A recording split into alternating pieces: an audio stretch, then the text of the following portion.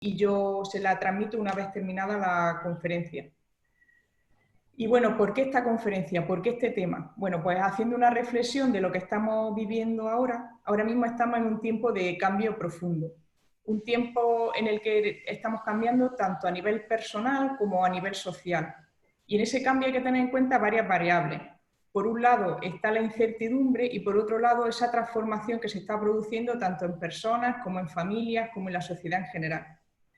Entonces esto, como cristianos, nos lleva a reformular tanto nuestra relación con Dios como con el mundo y con la historia.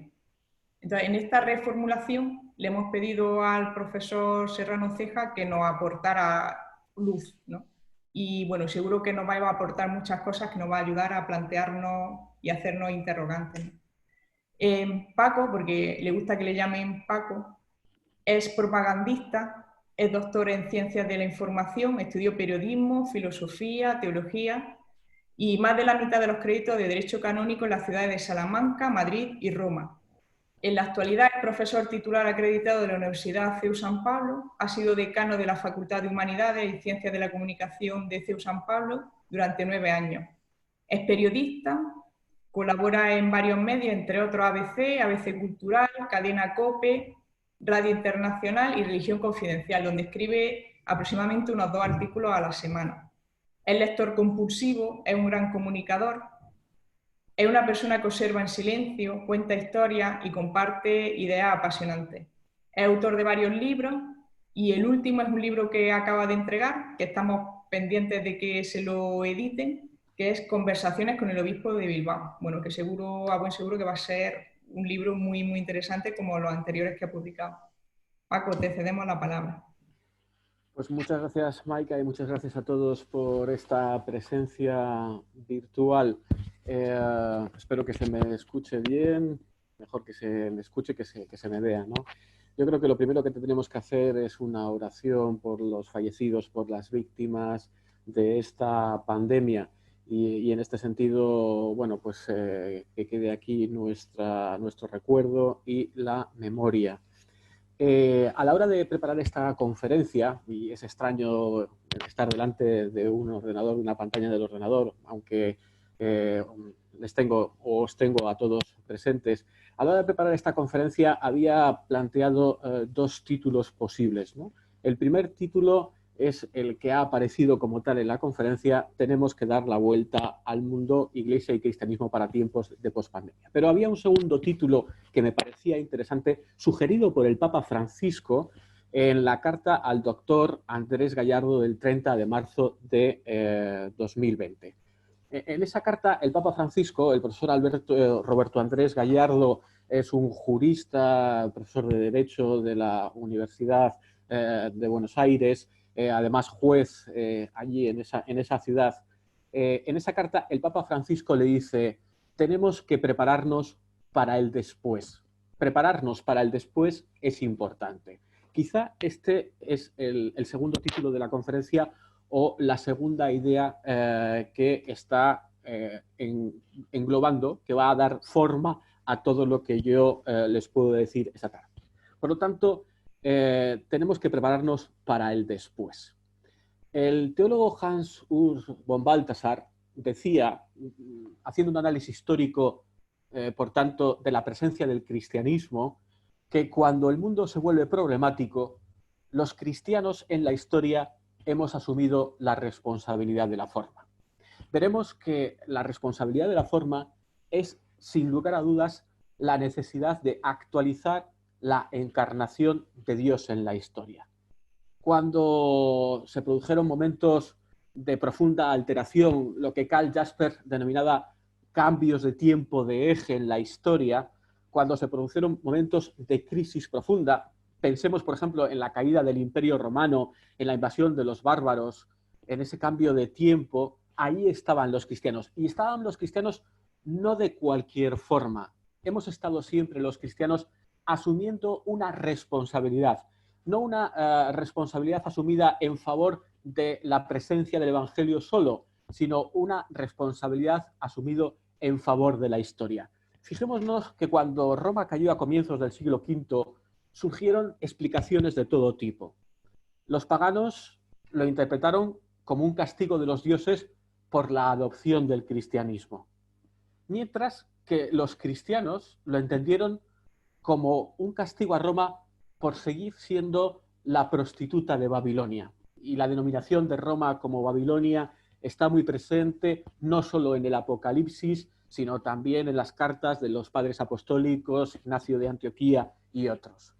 En ese momento, San Agustín, y necesitamos en este momento de la historia probablemente a un San Agustín, acordaros de lo que decía MacIntyre en Tras la Virtud, en ese capítulo final, haciendo también referencia a otro momento posterior de crisis en la historia, cuando San Benito asumió la responsabilidad de la forma. En ese momento MacIntyre decía en Tras la Virtud al final que necesitamos un nuevo San Agustín, no necesitamos que vengan otros profetas y, por supuesto, no necesitamos profetas de calamidades. Y creo que si entramos en YouTube durante estos días nos encontramos con muchos profetas de calamidades. San Agustín en esos tiempos de cambios rechazó, por cierto, estas interpretaciones a las que he hecho referencia. ¿Qué hizo? Desarrolló una teología sobre la antigua lucha de las ciudades opuestas, de las dos ciudades. No la ciudad de los cristianos y la ciudad de los paganos. Y esta es una cuestión que quiero que tengamos claro. Nosotros no podemos recomponer y contribuir a la responsabilidad de nuestro momento desde la dialéctica de la separación de contrarios. Estamos en un mundo en el que nos hemos metido en la cabeza la cuestión de la dialéctica de la confrontación como posibilidad de superación para llegar a una síntesis. Lo propio del cristiano no es la dialéctica, no es la fragmentación, no es la polarización, no es la confrontación, es la síntesis que nace de la comunión. De hecho, incluso el dogma, la doctrina de la Iglesia no evoluciona por confrontación, evoluciona por asunción, por comunión, por síntesis. Pues San Agustín, que rechazó esa dialéctica de unos y otros, de cristianos y paganos, fue a las profundidades como aportación en ese momento de crisis profunda en la historia, y de lo que habló es de lo que anida en el corazón del hombre, de los dos amores que anidan en el corazón humano. El amor por sí mismo, cerrado a la trascendencia, amor sui usque ad contemptum Dei, y el amor que se entrega a sí mismo y por consiguiente encuentra a Dios. Amor Dei usque ad contemptum sui. Quizá esta es una primera perspectiva ante este cambio de civilización, porque la pregunta que yo me hago esta tarde y que hago a todos los aquí presentes es si no podría ser este tiempo de cambio en la civilización un tiempo que nos invite a una nueva teología de la historia e incluso a una renovada comprensión en la línea con la propuesta del Papa Francisco de la reforma de la Iglesia de nuestra contribución a este momento de la historia desde la responsabilidad y la corresponsabilidad en la Iglesia. El Papa Francisco, en la carta de Pascua a los movimientos populares del pasado 12 de abril, dijo, y cito literalmente, nuestra civilización, y esta es una perspectiva que quisiera luego ampliar y profundizar respecto a lo que hemos vivido, no es un cambio epidérmico, no es un acontecimiento, no es un dato más en la historia. Probablemente estamos asistiendo a un profundo cambio en la civilización. Nuestra civilización, dijo el Papa Francisco, necesita bajar un cambio, repensarse, regenerarse. Ustedes son constructores indispensables de ese cambio impostergable. Estas son palabras literales del Papa Francisco. Y añado a continuación que lo que está pasando nos sacuda por dentro. Esta es la primera invitación del Papa Francisco, es decir, lo que nosotros hemos vivido dramáticamente, este confinamiento, las noticias trágicas de fallecimiento de personas conocidas, la enfermedad, ¿nos está sacudiendo por dentro? ¿Cuáles son las condiciones personales, vitales, que nos han permitido esa sacudida por dentro? Y añade el Papa Francisco, que lo que está pasando nos sacuda por dentro y que todos se reconozcan parte de única familia y se sostengan mutuamente. Es tiempo, dice el Papa Francisco, de eliminar las desigualdades, de reparar la injusticia que mina de raíz la salud de toda la humanidad. Si algo hemos aprendido estos días es aquello que decía otro padre de la Iglesia: unus Christianus, nullus Christianus. Un cristiano es como si no fuera cristiano, como ningún cristiano. Sabemos dónde está la Iglesia. Hemos sabido en este tiempo de confinamiento dónde está la Iglesia. Pero quizá no sabemos dónde no está.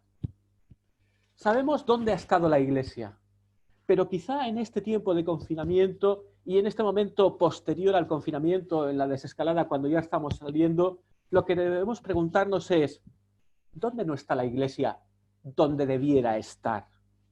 Estoy parafraseando una frase de un famoso teólogo ortodoxo, Eudikomov, que proponía no hace mucho esta cuestión. Tal vez sea preciso profundizar para saber dónde no está la Iglesia, por lo tanto, dónde no estamos nosotros como parte importante de la Iglesia, como pueblo de Dios, como sujeto. Tenemos que profundizar en el contenido del último concilio. Tenemos que profundizar en la continuidad, en la interpretación de la continuidad del magisterio de los papas. Tenemos que profundizar, insisto, y esta es la perspectiva del método que propongo, incluso para escuchar esta intervención inicial desde el interior del corazón. El 27 de marzo, durante aquel momento extraordinario de oración en la plaza de San Pedro, en la que solo estaba el Papa en la historia, en la que las construcciones, es decir, lo que había quedado del patrimonio de generaciones de cristianos a lo largo de la historia y el Papa, esas construcciones albergaban al Papa y el Papa estaba marcando y convirtiéndose de nuevo en un líder para toda la humanidad, el Papa Francisco dijo: es este el tiempo para elegir entre lo que cuenta verdaderamente y lo que pasa, para separar lo que es necesario de lo que no lo es. Es el tiempo de restablecer el rumbo de la vida hacia ti, Señor, y hacia los demás. Y añadió: no somos autosuficientes, solos nos hundimos. Necesitamos al Señor como los antiguos marineros las estrellas. Invitemos a Jesús a la barca de nuestra vida. Entreguémosle nuestros temores para que los venza. Al igual que los discípulos, experimentemos que con él a bordo no se naufraga. Porque esta es la fuerza de Dios: convertir en algo bueno todo lo que nos sucede, incluso lo malo. Él trae serenidad en nuestras tormentas, porque con Dios la vida nunca muere. Hay un libro clave que están todos ustedes viendo en pantalla, La vida después de la pandemia, del Papa Francisco, donde recoge los 8 grandes textos del Papa Francisco. Yo lo he puesto a disposición de Maika, y si alguno de ustedes, digo que salvando los derechos de autor y todas estas cosas, quiere tener este libro, seguro que Maika se lo puede hacer llegar. El Papa Francisco, creo que como síntesis de la lectura de este libro, que sería un libro interesante para reflexionar en la misma línea de lo que yo les voy a plantear esta tarde, plantea 2 cuestiones. La primera es nos sugiere una dirección, algunas claves y directrices para reconstruir un mundo mejor que podía salir de esta crisis profunda de humanidad y, por tanto, de civilización, o de civilización y de humanidad. Y el segundo objetivo que plantea la lectura de este libro, a mi modo de ver, es una cuestión fundamental, que es una tarea principal a la que yo voy a invitar esta tarde, que es la de sembrar esperanza en medio de tanto sufrimiento y desconcierto. Y no debemos olvidar que el Papa basa claramente esta esperanza en la fe, porque, dice el Papa, con Dios la vida nunca muere.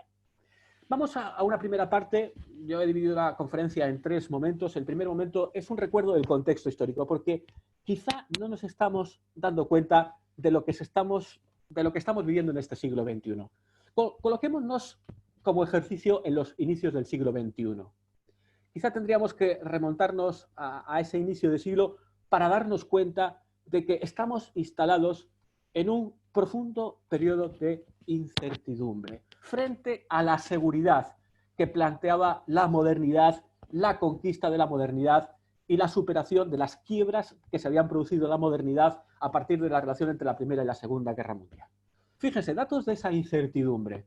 No sé si ustedes recuerdan el 11 de septiembre de 2001, los atentados de las Torres Gemelas.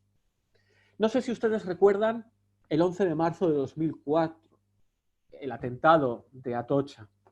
No sé si ustedes recuerdan la crisis económica de 2008. Por cierto que, recogiendo esta línea de acontecimientos, en la teoría periodística se llamarían explosiones, según Lorenzo Gomis, es decir, actos, hechos que cambian el rumbo de la humanidad, y un cambio de rumbo quizá a medio y largo plazo, que es acumulativo y del que nos tenemos que tomar conciencia a medida que pasa el tiempo. La crisis económica, que en cierta medida sintetizaba algunos procesos también de lo que estaba ocurriendo en la historia, tuvo una respuesta que me parece interesante que retomemos en este momento en esa interpretación, en esa hermenéutica de la continuidad del magisterio pontificio. La respuesta que dio Benedicto XVI en la encíclica Caritas in Veritate, un texto que sin duda hay que recuperar en este momento. Bueno, esos acontecimientos que marcaban el compás de la incertidumbre en la historia inicial del siglo XX incidían decisivamente en una percepción respecto al futuro de la humanidad, al futuro de nuestras sociedades, al futuro personal.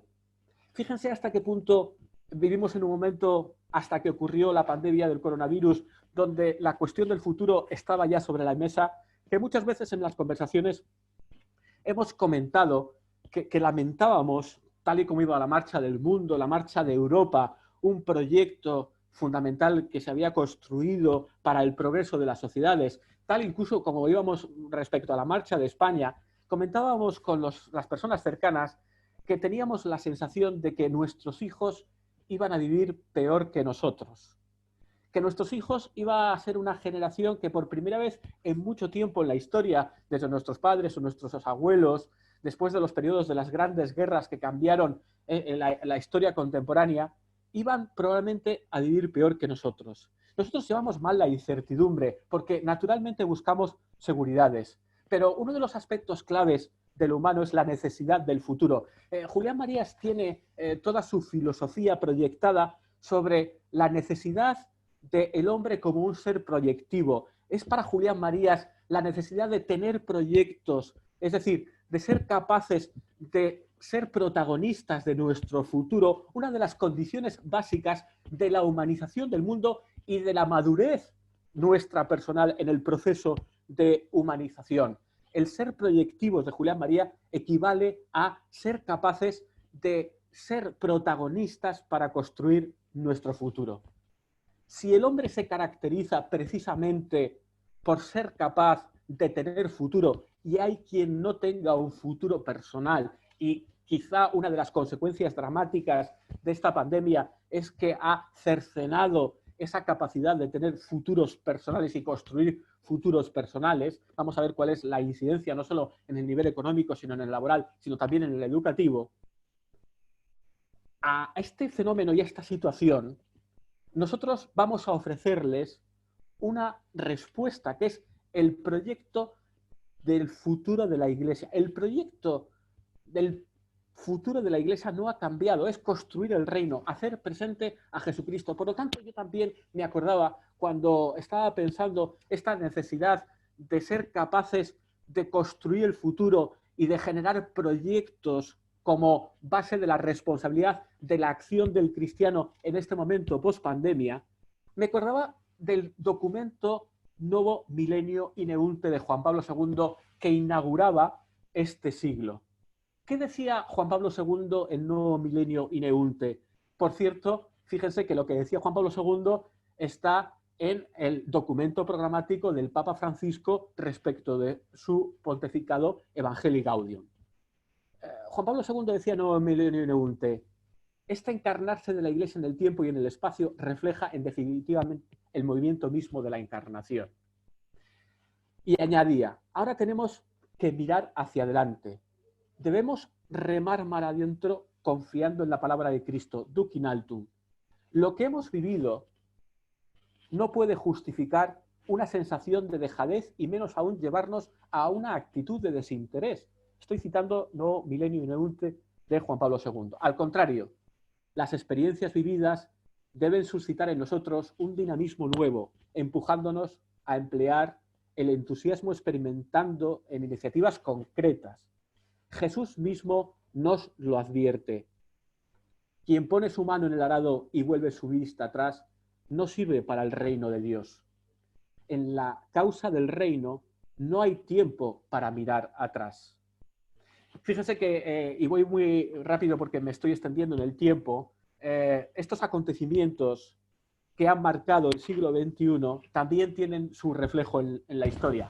Hemos vivido en los inicios de este siglo la muerte de Juan Pablo II, la elección de Benedicto XVI, la sorprendente renuncia de Benedicto XVI, la elección del Papa Francisco, la convivencia de los papas, la propuesta del Papa Francisco de las reformas profundas en la Iglesia.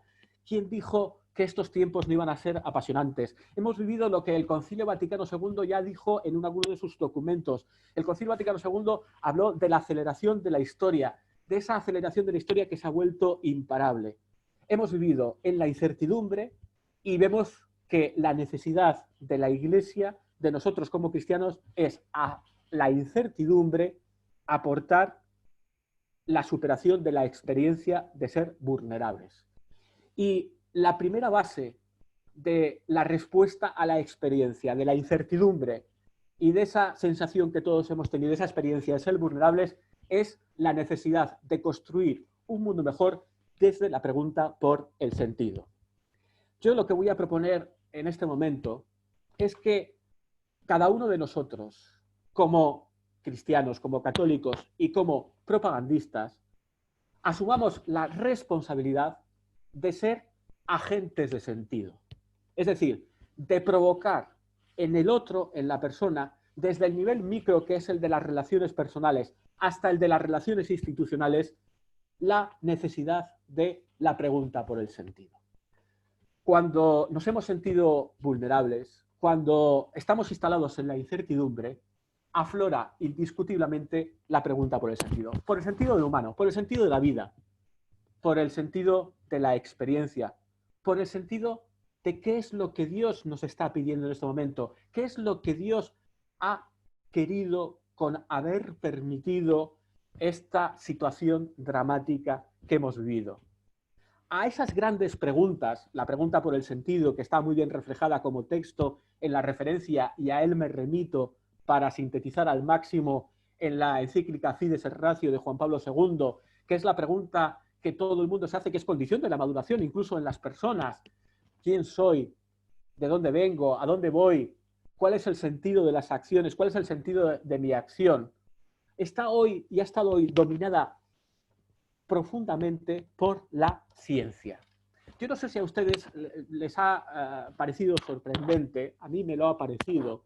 Por cierto, lo decía Luis Ventoso en una columna este fin de semana en el diario ABC, que en este tiempo el modelo, el paradigma con el que se ha pretendido dar una respuesta a lo que nos estaba pasando provenía dominantemente de la ciencia. Se ha hablado mucho de la ciencia, pero ¿se ha hablado de la religión tanto como de la ciencia en este momento que hemos vivido? Voy a poner otro ejemplo. El diario El País, no hace muchos fines de semana, publicó un cuadernillo en uno de esos suplementos dominicales, donde preguntaba a más de 60 destacados líderes intelectuales de nuestro tiempo por cuestiones concretas que habían provocado el coronavirus, que se habían puesto sobre la mesa. Aparecían mayoritariamente perfiles de científicos, científicos en el ámbito de la medicina, de la biología, de la inteligencia artificial. En ningún momento apareció, también en el de la filosofía, pero fundamentalmente en el de la filosofía de la ciencia o de la filosofía de la tecnología. Incluso aparecían literatos. Vamos a decir que la sociedad actual, cuando se ha planteado esta cuestión, mayoritariamente ha utilizado el paradigma dominante de respuesta por el sentido, el de la ciencia. A lo que ha llegado es el de la literatura, incluso el de la poesía, pero no ha dado el paso a la teología. no ha dado el paso a la religión. No debemos olvidarnos que había un pensador que decía que todo problema político y en el fondo todo problema humano en el sentido de la política aristotélico es un problema teológico. Si estamos en una crisis de civilización, nosotros tenemos que, si han emergido las grandes preguntas sobre el sentido de la historia, sobre el sentido de lo humano, sobre el sentido de nuestras acciones, si nosotros tenemos de asumir la responsabilidad de la forma del sentido, tenemos que hacerlo en la práctica desde la teología, desde nuestra experiencia cristiana, desde nuestra experiencia de encuentro con Cristo. Quizá esto es fruto de la secularización. Es curioso porque ahora se estaba planteando y se estaba reformulando de una forma muy interesante la cuestión de la secularización. Los grandes sociólogos de la religión, desde Peter Berger hasta Casanova en la Universidad Católica de Washington, habían dicho que los modelos y paradigmas de la secularización habían fracasado. No es cierto que la secularización hubiera producido más irreligiosidad en el conjunto del mundo, excepto en un ámbito, en Europa, en los países occidentales. Ellos decían que lo que la secularización había producido es pluralismo, pero nosotros nos hemos dado cuenta con esta crisis dramática que ese pluralismo que ha producido la secularización, donde el elemento religioso, donde la confesión religiosa es una de las ofertas plurales de sentido que se ofrecen al mundo y a las personas y que entran en la competencia de las ofertas de sentido, estaban completamente minusvaloradas. No han aparecido de forma elocuente, no hemos sido capaces de tener una presencia y de ejercer un liderazgo social en cuanto a la necesidad de dar una respuesta de sentido. Ojo, porque no soy yo quien está planteando estas cuestiones. Hay filósofos, y voy a poner el ejemplo de uno reciente en un libro que apareció en vísperas de la pandemia, y además de un filósofo que está muy de moda, el filósofo coreano-alemán Byung-Chul Han, en su libro La desaparición de los rituales, un libro pequeño, que se entiende bastante bien, plantea que una de las quiebras de la sociedad actual en la que nos encontramos, es precisamente la desaparición de los rituales. Y esto tiene unas consecuencias importantes. Y Byung-Chul Han decía, ojo, y él se confiesa un filósofo no creyente, los dos grandes ámbitos que han ofrecido el marco de los rituales como técnicas simbólicas que nos permiten instalarnos en el hogar, por lo tanto nos permiten vivir adecuadamente, han sido la cultura y la religión. Ahora, dice este filósofo, frente a la cultura y la religión emerge la ciencia como un ámbito desritualizado que ofrece preguntas a la cuestión del sentido. Bueno, yo voy a sintetizar al máximo porque ya creo que tengo que ir yendo a lo práctico y proponiendo algunas cuestiones. Por lo tanto, en este momento creo que es urgente que nos convirtamos como católicos y sobre todo como propagandistas en agentes de sentido. Hemos partido de la experiencia básica de que la vida no tiene un botón de pausa, no se puede detener, sino que sigue adelante su camino. ¿Y cuál es ese camino? El que misteriosamente ha trazado de modo providencial Dios con su eterna sabiduría. No somos dueños, tampoco somos esclavos ni de la vida ni de la historia, sino que desde una perspectiva cristiana relacionada con el sentido, recibimos la historia y nuestra vida como un don. Y en ambos casos debemos convertir el don como tarea. ¿Cómo convertimos el don en tarea? ¿Cómo debemos hacer de nuestra vida una tarea? Aferrándonos a todo lo bueno y hermoso, luchando contra aquello que enturbia, ennegrece y afea lo que somos y estamos llamados a ser. Por lo tanto, convertirnos en agentes de sentido significa convertirnos en agentes del don y de la tarea. Voy a poner un ejemplo de cómo los propagandistas en esta pandemia nos hemos convertido en agentes de sentido y por lo tanto hemos convertido nuestra labor en una tarea y en un don. La película, por 13 motivos que están relacionadas con 13 razones. Esa serie de ficción que se proyectó en los canales especializados y temáticos de Antena 3 A mí me ha parecido que es la contribución más interesante en uno de los ámbitos claves en los que los propagandistas nos convertimos en agentes de sentido, que es en el ámbito de la educación, y en la nueva forma de la educación en la sociedad, que son los medios de comunicación.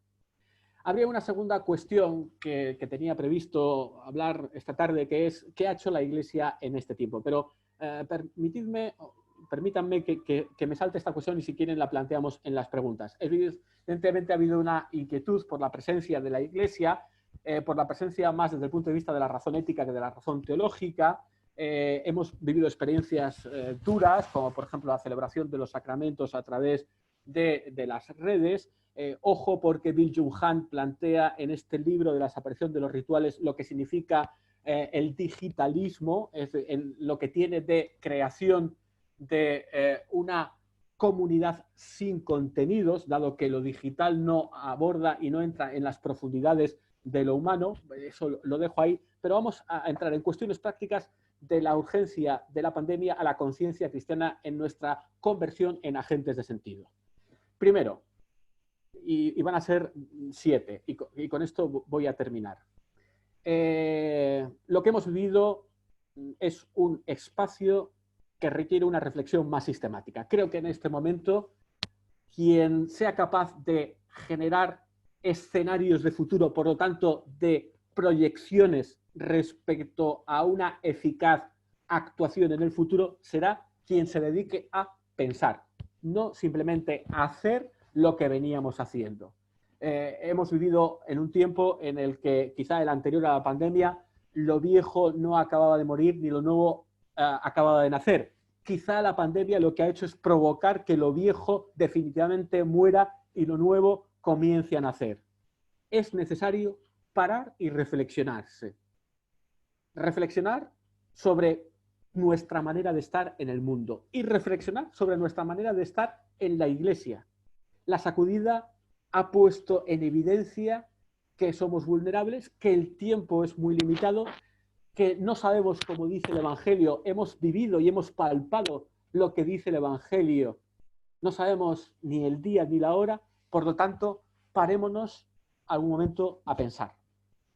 Dentro de esas reflexiones de nuestro lugar en el mundo, de nuestra manera de estar en el mundo y de nuestra manera de estar en la Iglesia, ha emergido de forma prioritaria, y me voy a referir a algunas de las prioridades, una necesaria reflexión entre la relación Iglesia y Estado. Se ha hecho famoso en este tiempo pasado el artículo de Oliver Roy, Los cristianos consumidores de lo sagrado.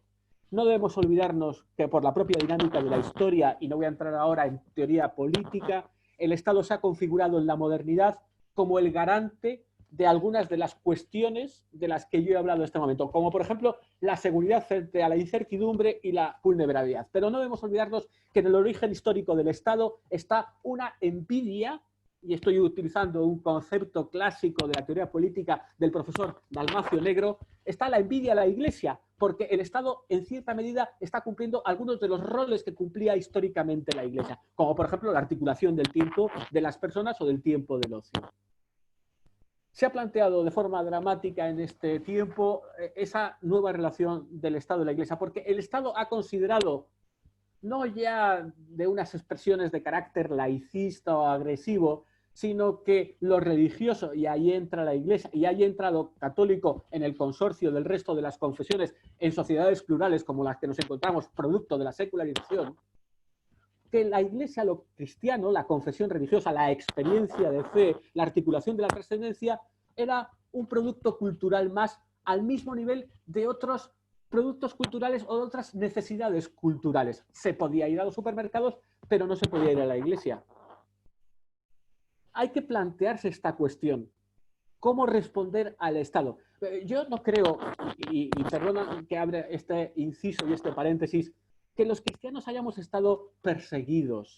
Evidentemente, la Iglesia ha hecho mucho en el ámbito de la acción, de la caridad, de la sanidad. Ejemplos heroicos. Muchos de ellos serían objeto de santificación, de canonización por la vía del martirio de la caridad que abrió el Papa Francisco, sin lugar a dudas.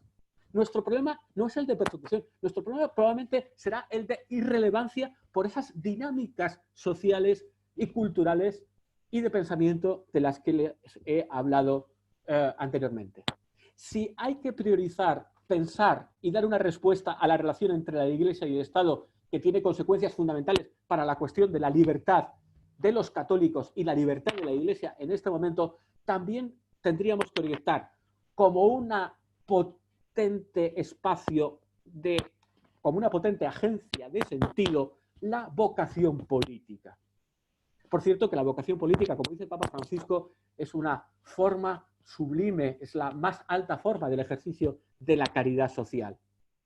Yo me he preguntado durante este tiempo si no es necesario ya entrar definitivamente en la política, si no es necesario entrar a la política a partir de los cauces de la política que son los de la partitocracia, si no es el momento en el que debemos preguntarnos si el cristianismo, si lo católico está ausente de la política, está ausente del Parlamento como una expresión pública capaz de establecer un diálogo en favor del bien común. Miren, Michael Sandel, uno de los filósofos éticos y sociales más interesantes en este momento, escribió en El País el pasado 2 de mayo lo siguiente, y ahí convergemos en la posibilidad de un diálogo desde lo específico de la identidad católica. Decía Michael Sandel, para ello no debemos limitarnos a los debates habituales sobre cómo de generosos o austeros tienen que ser los estados de bienestar, sino que debemos reflexionar como demócratas sobre qué actividades contribuyen al bien común. El terreno del bien común es un terreno que nos interpela a nosotros decisivamente. Otra cuestión. He percibido que a la gente, quizá, y esta es una de las causas de nuestra irrelevancia, no le muevan ya tanto los discursos, sino que lo que le mueve a la gente es el impacto que produce una presencia. A la gente le mueve el impacto que produce la presencia del otro, que es capaz de interpelar y de ser interpelado, de establecer una relación.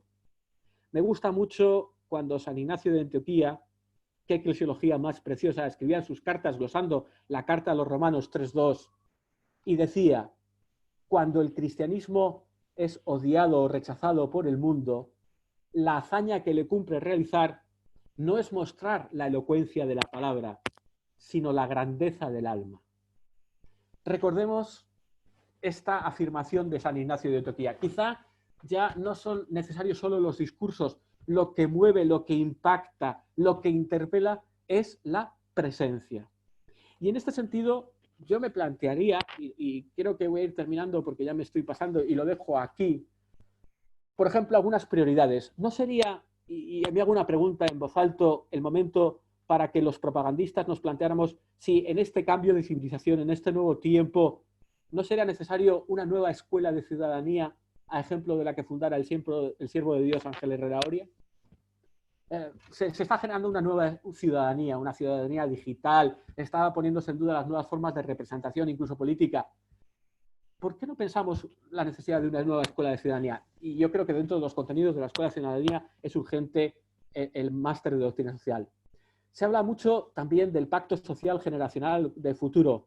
Hay una cuestión que es prioritaria y que quizá debemos pensarlo. ¿Cuál es nuestra contribución a ese pacto social generacional del futuro en la perspectiva del cuidado de los mayores, que es clave para nuestra sociedad? Y aquí un abrazo a nuestro hermano y compañero don Francisco Rico, que es nuestro profeta en ese pacto social generacional del futuro. Y por último, queridos hermanos propagandistas, las grandes obras de la Asociación Católica Propagandista se han hecho siempre después de profundas experiencias de oración. El Diario del Debate, la decisión sobre el Diario del Debate después del Congreso Eucarístico Internacional. Mientras guiaba el mundo el Papa Francisco en la adoración del 27 de marzo, nos enseñó qué significaba orar. Estoy convencido que ser agentes de sentido y la fuente de nuestra capacidad de ser agentes de sentido nacerá de la oración. ¿Qué significaba orar en este momento según el Papa Francisco? Primero, escuchar, dejar que lo que estamos viviendo nos preocupe, afrontar el viento y el silencio, la oscuridad y la lluvia, permitir que las sirenas de las ambulancias nos turben. Segundo, reconocer que no somos autosuficientes y, por tanto, encomendarnos a Dios, contemplar el cuerpo del Señor para ser permeados por su modo de obrar, dialogar con Él para acoger, acompañar y sostener como el id. Si no contemplamos el cuerpo de Cristo en la Eucaristía, si no contemplamos el cuerpo de Cristo en el rostro del pobre, del necesitado, no tendremos la fuente de esa vida para ser agentes de sentido. También debemos aprender de Jesús a tomar la cruz y abrazar junto a Él los sufrimientos de muchos. Imitarlo en nuestra fragilidad para que a través de nuestra debilidad seamos agentes no solo de sentido, sino de salvación en este mundo. Y por último, mirar a María, salud de su pueblo y estrella del mar tempestuoso, y pedirle que nos enseñe a decir sí cada día, este es quizá el principio, y a ser disponibles y a estar disponibles a concretar una serie de propuestas que cada uno nos debemos hacer de la forma más generosamente posible. Y hasta aquí, queridos hermanos, lo que os quería decir. Y perdonadme porque me haya extendido. Bueno, Paco, pues muchísimas gracias.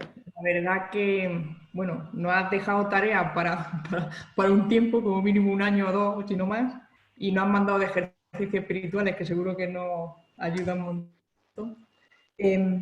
Bueno, yo tengo por aquí algunas preguntas que me han ido haciendo mientras tu intervención en el chat. Y había una que, bueno, tú comentabas antes acerca que estamos en la era de la comunicación y de redes sociales y ha hablado un poco de la digitalización, ¿vale?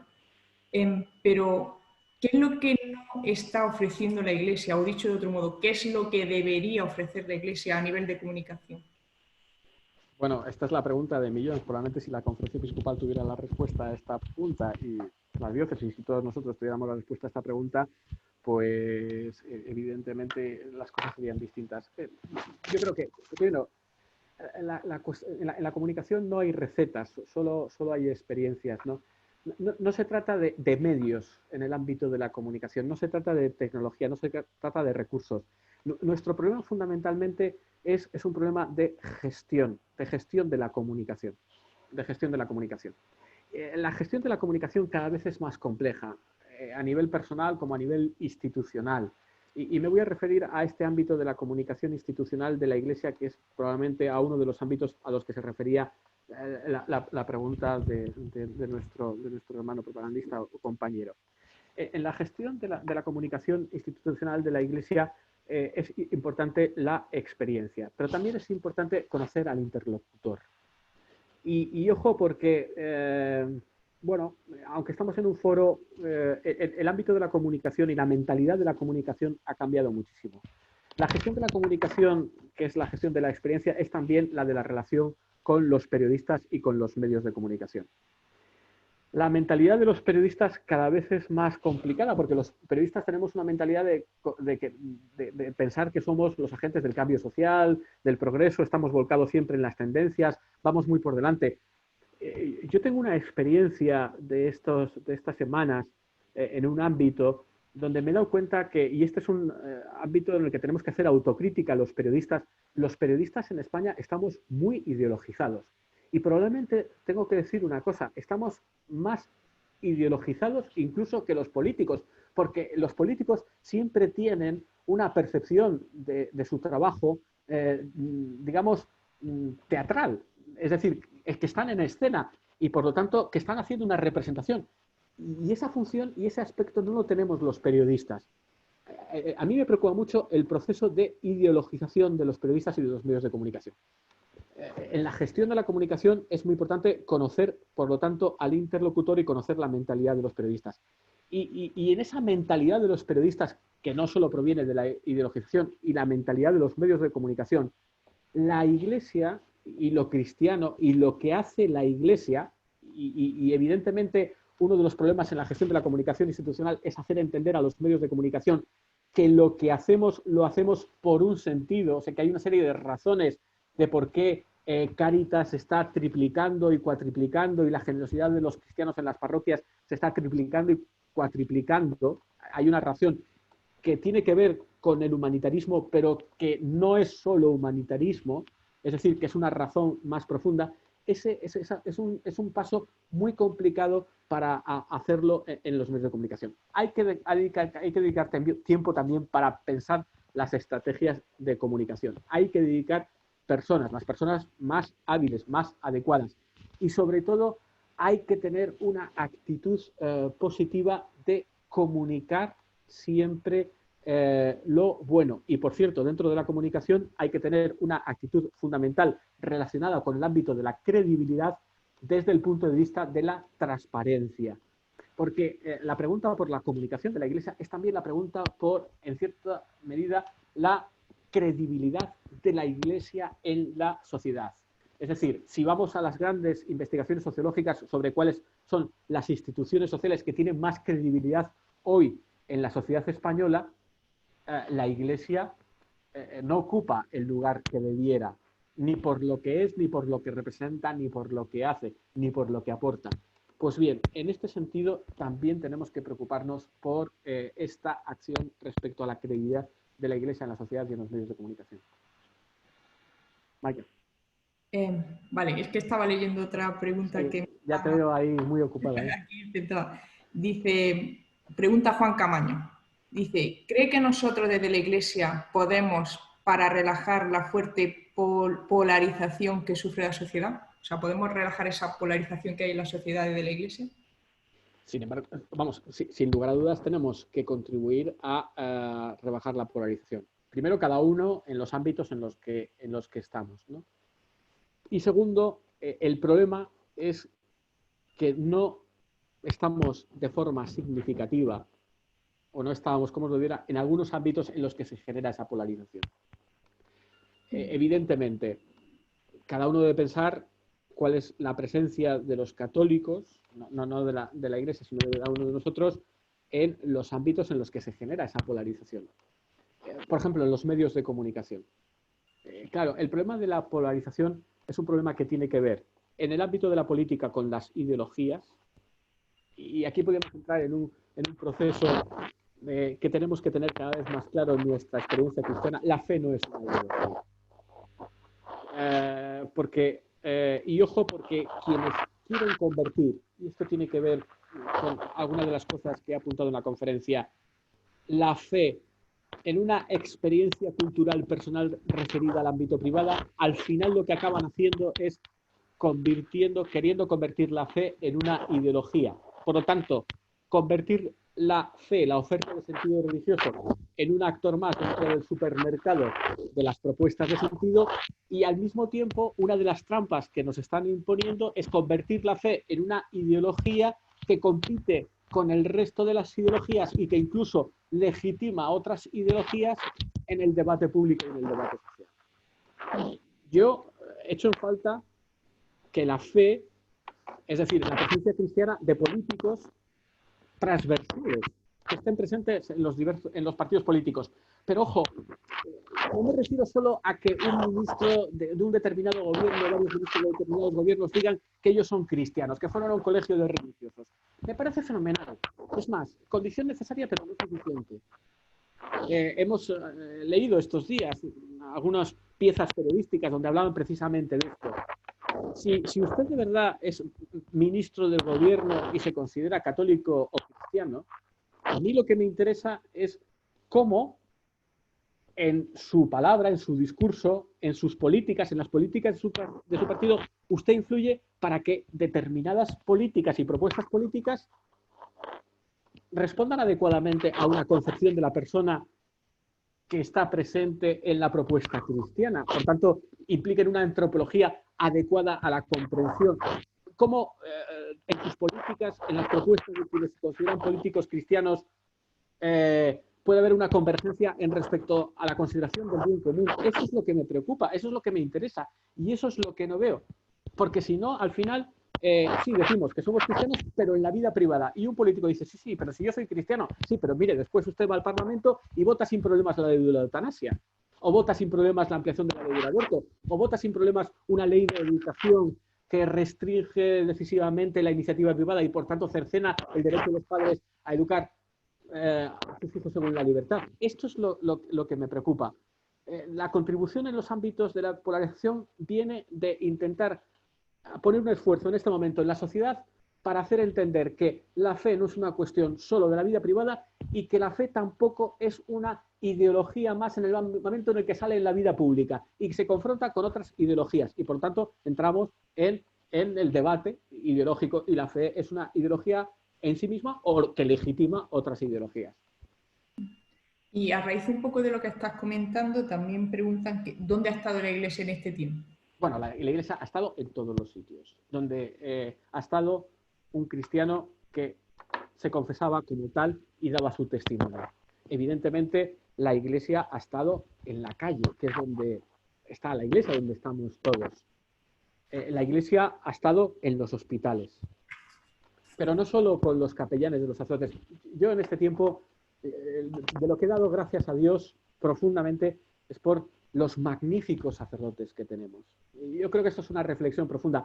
La editorial Didáscalos, de los discípulos de los Sagrados Corazones, me han dicho ayer que acaban de publicar y que saldrá en las librerías un libro dentro de muy poco de diálogo con varios teólogos y con personalidades de la Iglesia sobre la cuestión de los sacramentos y de los ministros de los sacramentos, reflexionando sobre esta cuestión.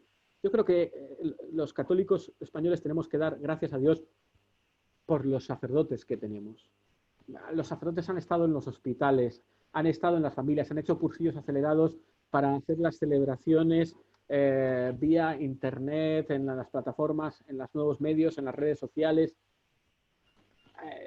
Los cristianos han estado enfermeras, médicos, conocemos testimonios de médicos y de enfermeras que en la cama junto a los enfermos les han acompañado y han sido auténticos Cristos para ellos. Y ahora, eso en los momentos más duros, digamos en el campo de batalla. Y ahora tenemos que estar presentes y tenemos que preguntarnos dónde no estamos. No solo dónde estamos, dónde hemos estado, sino dónde no estamos que debiéramos estar.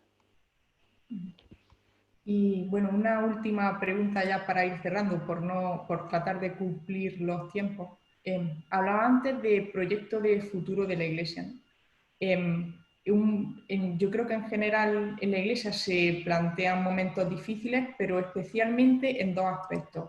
Uno, el aspecto económico y otro, el aspecto generacional, o sea, tanto por parte de los presbíteros como por parte de los laicos, ¿no? Sí, has planteado una cuestión que es urgente y que además es inmediata, ¿no? Creo que Fernando Jiménez Barrio Canal dio los datos de lo que se había dejado de ingresar en todo este tiempo de la pandemia.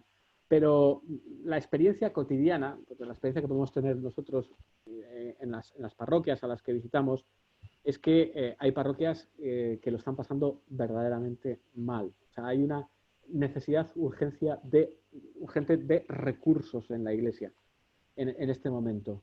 Y yo creo que ahí sí que habría que ayudar en todo lo posible. O sea, hay decisiones que uno puede tomar, es decir, bueno, pues si una parte en una donación mensual a la parroquia, en Madrid tenemos el sistema de las suscripciones parroquiales, quien no tenga una suscripción parroquial, yo creo que en este momento hay que plantearse muy en serio, porque a mí hay sacerdotes que me han dicho, mira, yo en este momento estoy viviendo de las suscripciones parroquiales que he tenido durante este tiempo, que cada vez iban siendo menos porque la gente se iba muriendo, era mayor. Yo creo que hay que buscar fórmulas y hay que ayudar a quienes se dediquen a esto a fórmulas creativas para buscar recursos. Recursos que en gran medida van hacia la caridad, porque sigue siendo muy alto las necesidades que están llegando a las Cáritas en las parroquias. Y, por lo tanto, un particular ejercicio de generosidad en este momento en el ámbito económico. Y después, dentro del pacto generacional, me parece muy importante la cuestión de dedicar especial interés en ese pacto generacional y sobre todo en las generaciones futuras. Y yo creo que tenemos que hacer una especial reflexión sobre el trabajo con los niños y los jóvenes, los adolescentes y los jóvenes, sobre todo con las generaciones futuras. Y aportar ese añadido, ese valor añadido que nosotros como sociedad, como asociación, le damos a la educación, al tiempo de ocio. Eso es una cuestión muy importante, porque quizá tengamos que ya empezar a trascender, cuidando los ámbitos educativos, otros ámbitos que van a ser decisivos, como por ejemplo el tiempo de ocio o la prioridad de la familia. que es un ámbito en el que al final se sintetizan y donde convergen todos estos aspectos de los que hemos hablado. Y bueno, yo, aunque había dicho la última pregunta, pero me siguen llegando aquí cosas del chat. Dos, por terminar algo que habíamos empezado antes, que había dicho que hemos hablado de dónde han estado los cristianos, pero no hemos hablado de dónde deberían estar que no han estado. ¿Dónde crees que deberían estar que no han estado? Bueno, fundamentalmente yo creo que en el ámbito de los medios de comunicación, de los grandes medios de comunicación. Pero no podemos, o sea, si no estábamos antes, probablemente de la noche a la mañana no íbamos a estar. En el ámbito de la cultura, en el ámbito del pensamiento, en el ámbito, por cierto, de la teología. Slavoj Žižek, uno de los filósofos, y cito como podría citar otro, ya ha escrito un libro sobre la pandemia. Yo entiendo que así como la crisis del terremoto de Lisboa provocó una nueva reflexión en el ámbito de la teodicea, yo estoy esperando ya algunos libros de teología sobre la situación que se está generando, sobre el mundo en el que ya estamos viviendo, al que nos vamos a enfrentar. Y a mí me parece que en el ámbito del pensamiento, y tanto digo de la teología como de la filosofía hecha por católicos, es muy importante. En el ámbito de la cultura, por tanto, al fin y al cabo. Y después, otro ámbito que inevitablemente va a requerir de una especial reflexión es el ámbito de la economía, junto con el de la ciencia. Y el de la ciencia lo doy por supuesto, en el ámbito de la economía. Por eso la prioridad de la doctrina social de la Iglesia, de una comprensión adecuada, no reduccionista de la doctrina social de la Iglesia, para cuestiones desde el punto de vista macro y desde el punto de vista micro y teóricas. Por ejemplo, el ingreso mínimo vital. Si no es por un artículo que publicó el secretario general de la Conferencia Episcopal, Monseñor Luis Argüello, en la revista Eclesia, sobre esta cuestión a raíz de la polémica que generó unas declaraciones suyas que le respondió Pablo Iglesias en una de las ruedas de prensa de Moncloa, yo he echado en falta reflexiones desde el punto de vista de la doctrina social de la Iglesia, de expertos en economía, sobre esta cuestión. No solo sobre el ingreso mínimo vital, sino sobre medidas que se debieran tomar que acompañaran al ingreso mínimo vital. Esto es un ejemplo, ¿no?, de algunas de esas prioridades. Y bueno, ya sí, para cerrar, pregunta a Ricardo, hablando un poco del relativismo moral que se está produciendo, ¿ayudaría el volver a la esencia? ¿Ayudaría el volver a la tradición? Bueno, vamos a ver. La cuestión de lo esencial ha estado presente en mi intervención en todo momento, ¿no? Se va a hacer más evidente el silencio sobre lo esencial. Benedicto XVI, estaba leyendo no hace mucho una conferencia que tuvo un congreso de sacerdotes en los años 70, no ahora, donde se planteaba cuál iba a ser el cristianismo del futuro a partir de la secularización. Y él hablaba de un cristianismo de minorías cuyo lenguaje no se entiende y debe ser reformulado desde la experiencia. Y en la Iglesia y en la experiencia de lo católico, toda reformulación de nuestra experiencia se ha hecho siempre adecuadamente desde la tradición. Desde la tradición. Los signos de los tiempos son muy importantes, pero los signos de los tiempos no impiden, ni evitan, ni imposibilitan que la reformulación incluso del lenguaje y de la propuesta se haga desde la tradición.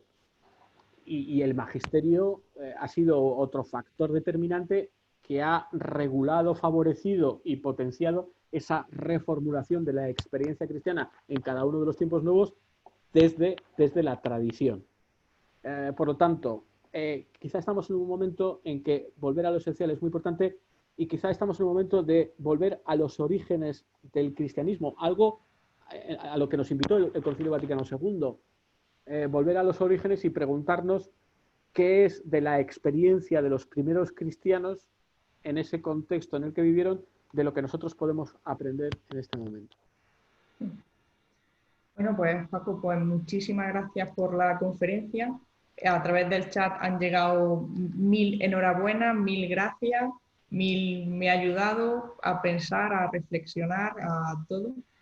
Y bueno, sobre todo también quiero dar las gracias a Pablo Velasco y a Paco Alegre, que son los que técnicamente han hecho posible que nos podamos conectar todos.